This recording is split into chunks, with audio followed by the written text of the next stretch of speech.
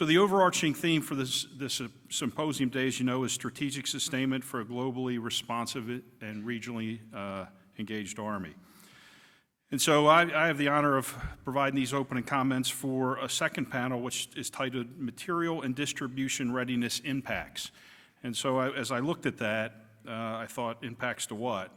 And so I'll just, if you would bear with me and share with me this idea that if you follow through with that, the conclusion I came to, we're here to talk about the material readiness and distribution impacts to the strategic sustainment of our globally and regionally engaged Army. So today's first panel discussion talked about developing innovative sustainment leaders. And I see, today's second panel discussion, I see that as those collective tasks that those innovative sustainment leaders must lead in support of our expeditionary, globally responsive, and regionally engaged Army. So the tasks are the standards and the processes that create material readiness and distribution readiness. Those are the tasks required to conduct strategic maneuver and to sustain regional engagements conducted by small units in immature theaters, which is distinctly different than how we've been operating over the last 10 or 15 years. So as I look at those collective tasks, those standards and processes that build readiness, I think about it in terms of a framework. It's a simple framework: capability, capacity, and competency. And so I just use that as my own kind of checklist to evaluate how we're doing. And so first, capability.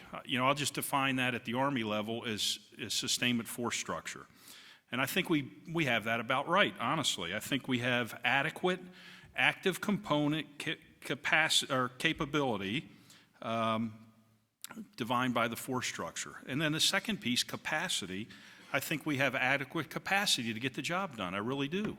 And I think that on the active side of the house, everybody knows, it's no secret, we have somewhere around 78% of our CSS force structures is in the reserve component.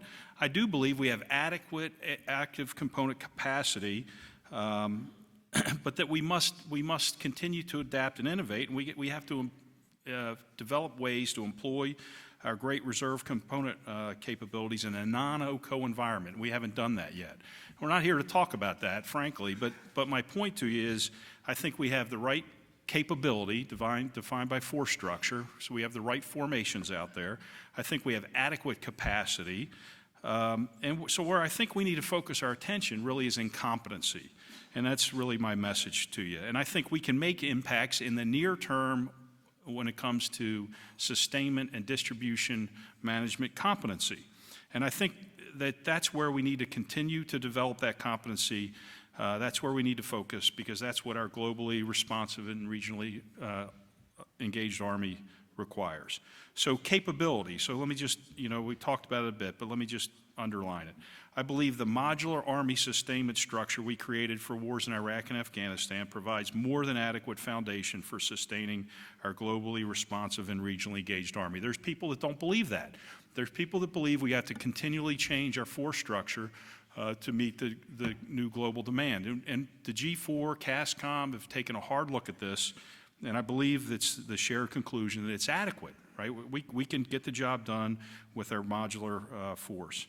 So the foundational formations in that modular force are the Brigade Support Battalion, the Combat Sustainment Support Battalion, the Sustainment Brigade, the Expeditionary Sustainment Command, and the Theater Sustainment Command. I think they are all exquisite formations that provide us great sustainment capability. So to capacity, I already told you what I thought.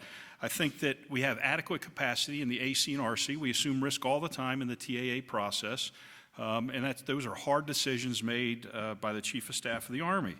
But having said that, I think where we need to focus our efforts in the future is we have to figure out ways to employ our reserve component capabilities to give us a little endurance in our capacity in a non-OCO environment. And we just simply don't have that muscle group. So that's what's required for theater security cooperation. That's what I believe is required for a phase 2 setting of the theater.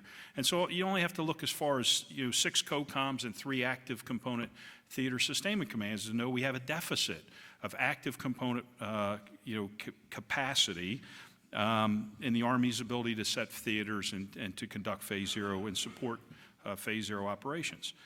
There's things working to correct that. The reserve components is working a concept to develop a reserve component TSC with a 55-person active duty plug to assist AFRICOM in Phase Zero tasks. So things are working on that, but they're a little bit longer term fixes. So it's competency, right? That's where I think where we can make a near-term impact, as well as a long-term impact, quite frankly. I think we must rapidly develop the competency to support expeditionary operations with the required material readiness and distribution systems. And we also must develop the competency to perform Phase Zero set the theater tasks, such as theater opening, theater distribution, and theater sustainment. So let me have my one slide up here, if I could, please.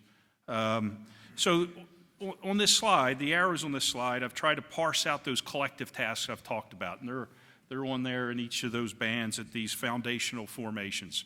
So I'll just direct I'll just kind of walk you through the chart real quick, right? Each line is a foundational formation, and it tries to kind of help us understand and remind us where in the battlefield geometry these organizations perform their mission. Behind the arrows at the top, it has the operational strategic focus kind of at the top behind the arrows, and then the unit readiness focus, that's more at the BSB level at the bottom. And I've tried to depict as you go lower, right, the strategic operational focus gets more narrow, and as you go higher, the unit-centric focus gets more narrow, or the tactical focus. So I know the chart says Sustainment Leader Development Framework, and it doesn't escape me, frankly, that the first panel was Sustainment Leader Development, and that's over. But what I'm trying to depict here is that the leaders at each of these echelons, this is about leadership in my mind, right? And that's why I believe General Perna chose leadership to be the first panel. So we have to, as General Perna says often, we have to lead our way through this problem. And the problem is that the leaders at each of these echelons don't fundamentally understand what their core function is at these different levels and how they interrelate. And so really, it's the interrelation, between these levels that's most important in my mind. And that's the competency we lack the most, right? It's the collective task. So while each of these little bullets that you probably can't read on this slide are all little collective tasks in and of themselves, it's the collective employment of all this, those four big arrows. It's, everybody, it has to be a collective employment, is my message to you. So I told you, I think we must understand how all these echelons of sustainment come together. I think leaders at each level must understand where they fit in. So I'll just give you one example. If you look at the top arrow, TSC, and then the top little bullet all the way to the right, I know you can't read it, it says, I'll paraphrase, TSC provides, it says centralized sustainment mission command structure across the AOR. That is in our doctrine, right? I lifted it right out of the doctrine. I didn't make it up. I didn't make up a cute phrase. It's in our doctrine, right? But that's what our doctrine says, but it's not how we've employed TSCs in Iraq, right? We went through our Iraq experience and never employed the TSC that way. So I take the point that, right, we created TSCs about halfway through that experience. But we deliberately chose not to employ the TSC in the manner where it provided centralized sustainment mission command across the theater AOR. So, but we did that in Afghanistan. We waited kind of the last couple of years in Afghanistan to do that. I'm not grinding an axe. I just want to give you one simple example of how we inconsistently employ our foundational CSS logistics formations on the battlefield, and that may explain why, at least explains my thesis, that leaders at these levels don't fundamentally understand how it all fits together because we haven't employed it that way. So I think we lack a conceptual unity in how we operate and employ our forces. And I think that the adhocracy of how we employ the forces leads to shortfalls in material readiness and distribution readiness. So it's not because we don't know how to maintain stuff. It's not because we don't know how to set up distribution networks. Arguably, we can always improve. But I think fundamentally, we make assumptions at each of these layers that the other person's going to do it, right? And it's because we don't have enough capacity at each level to do it on our own. And so it's a team sport. And so, the more you pick any one of these levels, they make an assumption that somebody else is responsible to do that. Somebody else needs to do that work for me because I don't have the capacity. There's a knock-on effect, and then we really risk failure in supporting unified land operations. So my point to you is back to this capability thing. I think these are the right formations, honestly. I think generally we got the capability right. Capacity, we're going to live with it, right? We're operating in a period of austerity, and we're not going to create more. We're not going to grow the Army.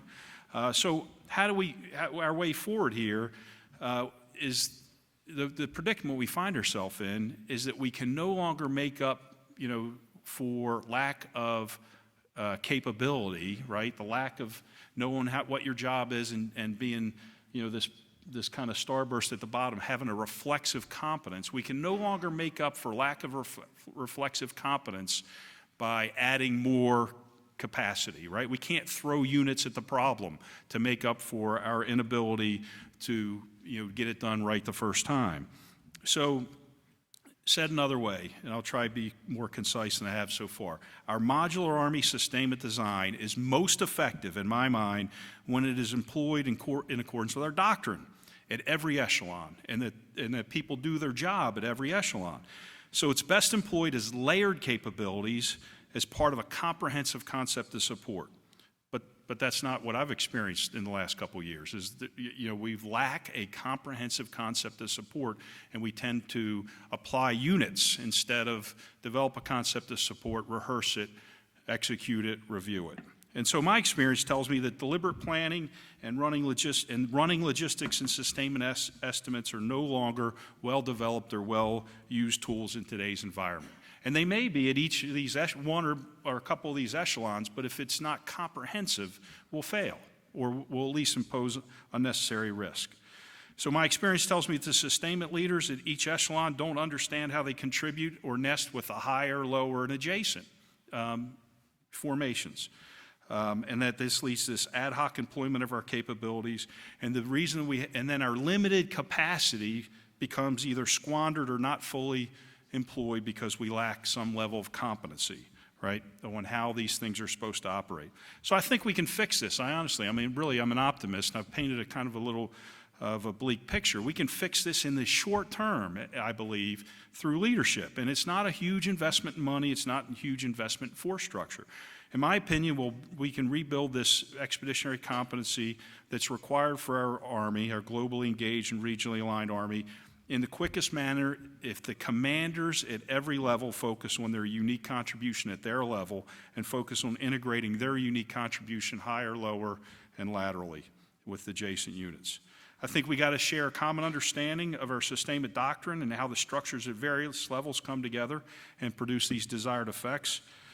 I think we also must be willing to broaden our doctrine to include how we build readiness at home station. I think it has to be part of our doctrine. And I think our doctrine has to be broadened to include TDA units that are not traditionally part of our doctrine. You'll find references to AMC and DLA and Transcom and in our doctrine, but I think we really have to talk about just doctrine in a prescriptive manner on how those TDA units contribute to building readiness and contribute to our distribution systems that build and sustain readiness. Because these units in the 21st century can operate from CONUS, have operated from CONUS home station, and will. And they have reach into the battlefield that we didn't imagine back in the Army of Excellence. So I think we have the right capabilities today to do material readiness and distribution readiness in support of our globally responsive armies. I don't think we have surplus capability or capacity that we used in the past to mitigate deficits in competency. So we must deliberately plan comprehensively to ensure our sustainment and logistics tasks are being effectively performed at every level in order for our Army to be successful. So thank you.